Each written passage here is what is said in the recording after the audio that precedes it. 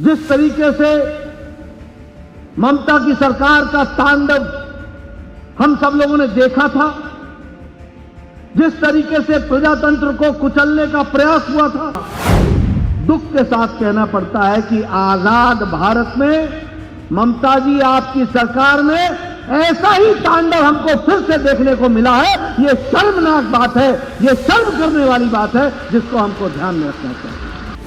18 करोड़ की पार्टी और उनके परिवार आपके साथ खड़े हैं और हम इस लड़ाई को लड़ करके जीतेंगे।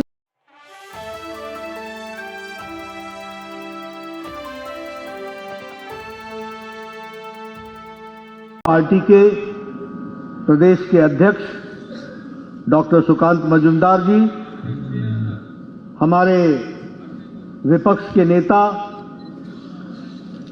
लीडर ऑफ ऑपोजिशन, हमारे वरिष्ठ साथी श्री सर्वेंदु अधिकारी जी, राष्ट्रीय मंत्री श्री अनुपम हाजरा जी, हमारे प्रभारी मंगल पांडे जी, अमित मालवीय जी, बहन आशा लकड़ा जी, हमारे वरिष्ठ नेता, पूर्व में गवर्नर रहे तथागत रॉय जी, राहुल सिन्हा जी, दिलीप घोष जी, अमिताभ चक्रवर्ती जी, सम्मानित मंच और इतनी बड़ी संख्या में यहां पर एकत्र आए, हाल ही में हुए पंचायती राज के चुनाव में जीत हासिल करने वाले हमारे सभी वरिष्ठ साथीगण,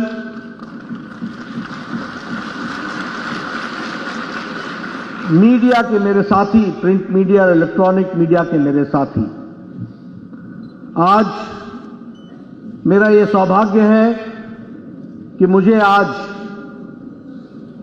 जो पंचायती राज संस्थान में अनेक विरोधों के बाद, अनेक मुसीबतों के बाद, अनेक बाधाओं को तोड़ते हुए जनता की आवाज को लेकर के आगे बढ़ने वाले, ऐसे विपरीत परिस्थिति में निकल करके विजयश्री होने वाले हमारे पंचायती राज संस्था के कार्यकर्ताओं को कोटि कोटि नमस्कार और बधाई।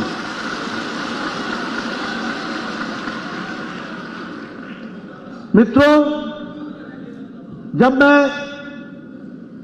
विपरीत परिस्थिति में आपकी जीत के लिए आपको बधाई देता हूं, वहीं जिन लोगों ने इस पंचायती राज चुनाव में अपने जान को आहूत किया, जिन्हें जान गंवानी पड़ी, अपनी जीवन लीला समाप्त हुई और बड़ी संख्या में हमारे कार्यकर्ता घायल हुए। अभी अभी हम लोगों ने 2 साथियों का, एक बहन और एक मेरा भाई, उनकी व्यथा हमने सुनी।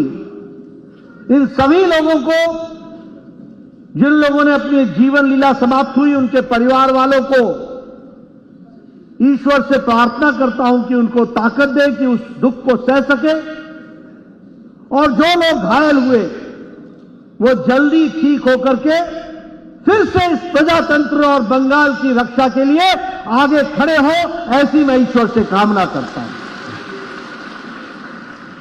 मित्रों, जिन लोगों ने अपनी जानें गंवाई हैं, उनकी आत्मा को शांति मिले, ईश्वर उनको अपने चरणों में स्थान दे, और जो घायल हुए वो शीघ्र अतिशीघ्र स्वस्थ हों, ऐसी मैं ईश्वर से कामना करता हूं। मुझे याद है कि जब विधानसभा का चुनाव हुआ था, उसके बाद जिस तरीके से ममता की सरकार का तांडव हम सब लोगों ने देखा था, जिस तरीके से प्रजातंत्र को कुचलने का प्रयास हुआ था, मैं उसके दूसरे दिन ही आप लोगों के बीच में था। और इस बार भी जो 2023 में पंचायत का चुनाव हुआ, तो हमने देखा कि वही घटनाएं फिर से दोहराई गई, और मेरे को दोनों समय उस 14 अगस्त की याद आ गई जो विभाजन के समय में कलकत्ता और बंगाल की धरती ने देखा था। वैसा ही तांडव 14 अगस्त विभाजन विभीषिका दिवस अब से 2 दिन बाद आने वाला है। सन 47 में आप लोगों ने देखा किस तरीके से एक निशंस हत्या के साथ मौत के घाट उतारने वाला, निशंस हत्या के साथ समाज को बांटने वाला जो हमने विभाजन देखा था, दुख के साथ कहना पड़ता है कि आजाद भारत में ममता जी आपकी सरकार में ऐसा ही तांडव हमको फिर से देखने को मिला है। यह शर्मनाक बात है, यह शर्म करने वाली बात है जिसको हमको ध्यान में रखना चाहिए। मुझे याद है वो डरावनी सच्चाई, वो लड़ाई जो प्रजातांत्रिक तरीके से हमने लड़ने का तय किया है। ये जो डरावनी सच्चाई है, मैं दावे के साथ बोल सकता हूं कि आप अकेले नहीं हैं। 18 करोड़ की पार्टी और उनके परिवार आपके साथ खड़े हैं और हम इस लड़ाई को लड़ करके जीतेंगे और प्रजातांत्रिक तरीके से जीत हासिल करेंगे। यह भी मैं आपको विश्वास दिलाता हूं। मैंने यहां 3 कमेटियां भेजी, वो गांव-गांव गए, घर-घर गए। एक कमेटी रविशंकर प्रसाद के नेतृत्व में हुई जिसमें पार्लियामेंट के हमारे सदस्य आए थे। एक कमेटी विनोद सोनकर जो सांसद है उनके नेतृत्व में हुई थी और एक महिलाओं के अत्याचार को जानने के लिए एक महिलाओं का डेलीगेशन सांसद और हमारी उपाध्यक्षा सरोज पांडे के नेतृत्व में आई थी। इन तीनों ने मुझे विस्तृत रिपोर्ट दी है, सारी जानकारियां दी हैं और मैंने ये रिपोर्ट भारत के गृह मंत्री जी को दी है और दूध का दूध पानी का पानी होगा, इस बात को भी हमको ध्यान में रखना चाहिए। इसकी जानकारियां पूरी लेकर हम आगे बढ़ेंगे और आपको विश्वास दिलाते हैं कि प्रजातांत्रिक तरीके से इस लड़ाई को लड़ा जाएगा। We will fight democratically, but we will lead to the conclusive end and see how democracy is framed in Bengal. That we have to understand.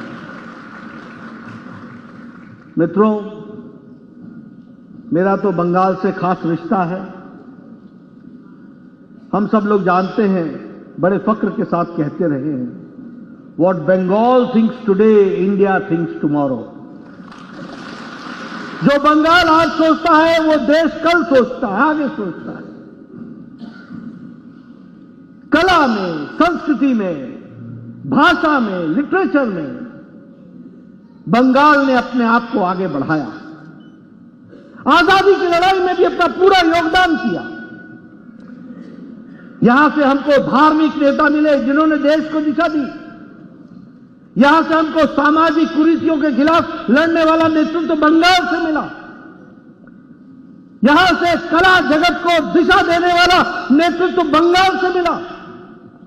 यहां भाषा और संस्कृति को एक रूप देने वाला भारत माता को अगर मिला तो वो बंगाल से मिला। ये बंगाल की खातिर थी। लेकिन आज दुख के साथ कहना पड़ता है कि जिस बंगाल ने देश को नेतृत्व दिया, आज बंगाल एक मुसीबत के दौर से गुजर रहा है। प्रजातंत्र को कुचला जा रहा है।